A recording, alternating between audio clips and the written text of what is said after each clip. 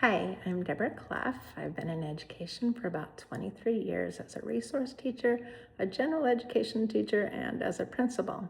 I have 10 children and 20 grandchildren, and so working with children is my passion. I engage students by building strong relationships with students and families to understand strengths and needs, and then tailor instruction to be relevant to each learner.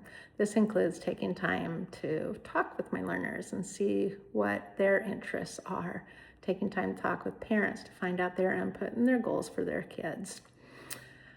I also utilize daily communication logs.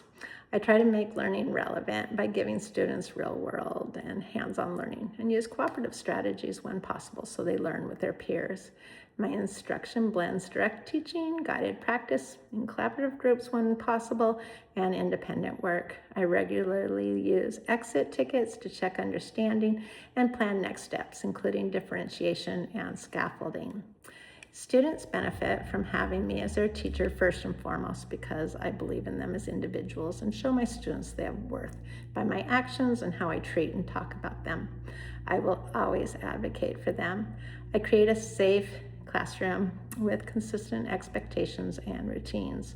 I use CHAMPS as my strategy for teaching and reinforcing classroom routines. I strive to deliver engaging, standards-aligned instruction tied to student interests, strengths, and needs.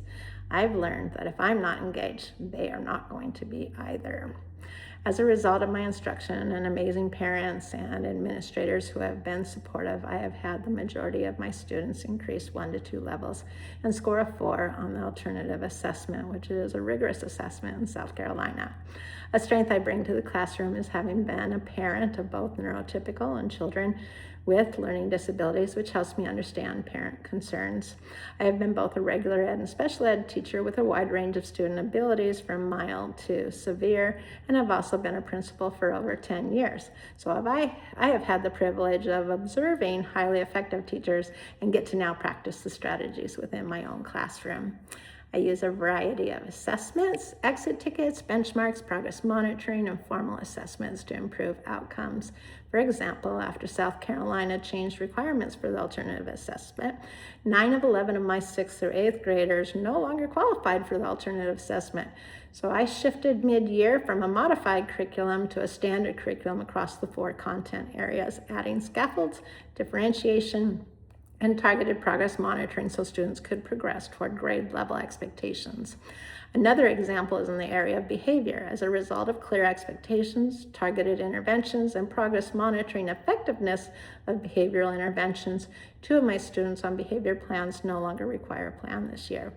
I plan lessons with intentional, measurable learning outcomes and differentiated pathways to meet diverse needs, including English language learners, students with disabilities, and neurotypical learners.